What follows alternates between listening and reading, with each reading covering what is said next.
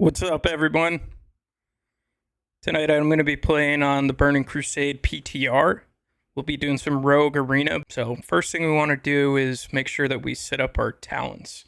This is what I view as being the best, which is sub rogue. So for sub rogue,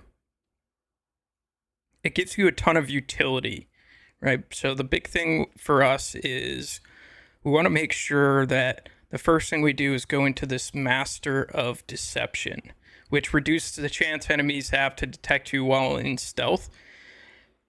The reason we want to get that is because the opener in Burning Crusade is huge, especially with humans having perception to be able to see through stealth better. As Horde, it's really important. I'm playing an Orc Rogue because I like the built-in stun resist that you get for PvP. Now, the next thing we want to go into, like I said, the opener is huge. So it's going to be really important for us to, one, reduce the energy cost of blind and sap by 50%. And then also, this is going to give us an extra 5-yard range on them, which is huge. Next talent points we want to go into is camouflage. So that's going to make us faster in stealth and allow us to be able to get in and out of stealth faster.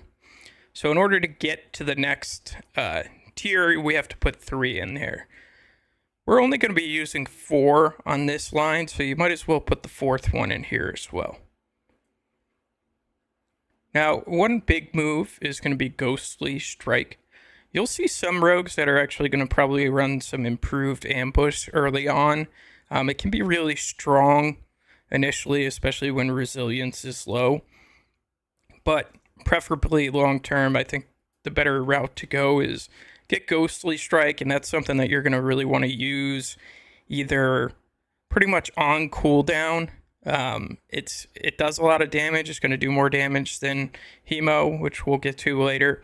And it also, if you look at it, increases your chance to dodge for 15% by 15% for 7 seconds. So having that gives you the ability versus whether it's a warrior, another rogue, a hunter to increase your dodge. So you may want to use it defensively, or you can use it offensively to pump more damage as well.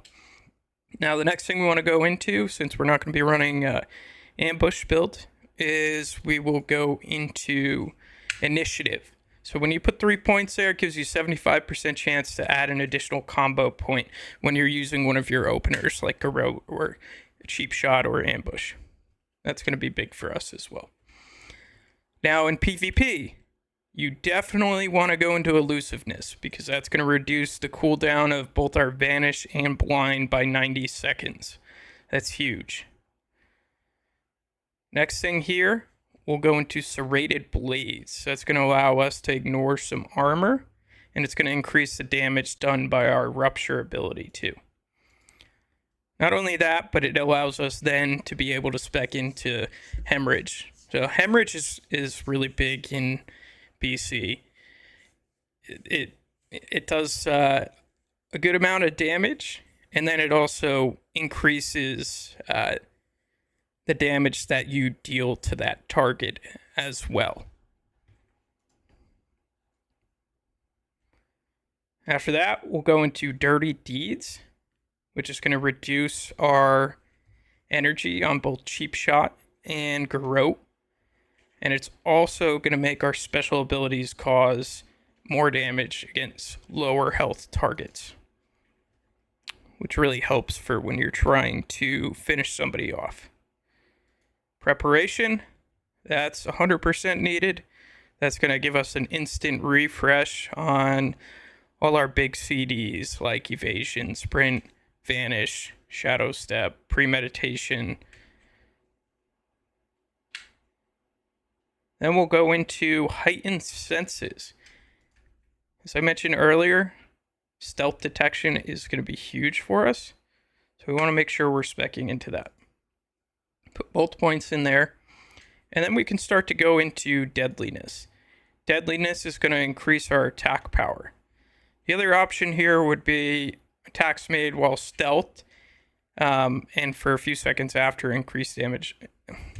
there's maybe an argument if you're running improved ambush to go into something like this. But my preference is to go into deadliness. Now, premeditation, that is 100% need to get. It's going to add 2 combo points to your target, and that is just huge for openers and being able to get, a full length kidney shot right off of the opener. Now, cheat death. So this is going to save us, especially if we're going to be running, in 2s, a double DPS that's really big, or even in 3s too. And it allows you to have more survivability. Then we'll go into Sinister Calling. We're going to increase that damage bonus for hemorrhage while also increasing agility, which is going to be our major priority stat. Shadow Step in Burning Crusade was huge. So we're definitely going to want to make sure that we grab Shadow Step. And then we'll go into the assassination tree. Now, crit is going to be really big for rogues, so you want to get 5 points into malice here. Now, the next part of the tree that we'll go into, you have a few different options here. Personally, I like ruthlessness. I don't think you should go into anything else. Gives your melee finishing moves 60% chance to add a combo point. It's going to give us better uptime. And then I'm going to add some points into our finisher Eviscerate, so Eviscerate hits a bit harder too. Then the next thing that you have options on here are Lethality, which is going to increase the damage bonus of our Hemorrhage, Shiv, Ghostly Strike, give us more sustained damage. And then you have Relentless Strikes, which gives our finishing moves a 20% chance per combo point to restore 25 energy. So what that means is at 5 combo points, when we hit a finisher, we get 25 energy back. So we definitely want to go into that. Now, one of the big things in TBC, improved exposed armor. So why improved exposed armor is really good is because people don't have, it really depends, right? I like using exposed armor for setting up burst on tankier classes, right? But I'm going to put 4 points into lethality. And then the next thing that you have here is Vile Poisons. Increases the damage done by your poisons and envenom ability by 4%, and gives your poisons an additional chance to resist dispel effects. So why you want to go into Vile Poison is just to really make sure that your poisons don't get dispelled. That's pretty big in Arena, especially if you're running Wound Poison and Crippling Poison, to be able to stay on top of healers and chase them down. So just to recap what our talents looked like here on the subtree. And then on our assassination tree over here. Now you have some options when it comes to Rogue in Burning Crusade in Arena. Rogues are really strong. That would be my recommended choice.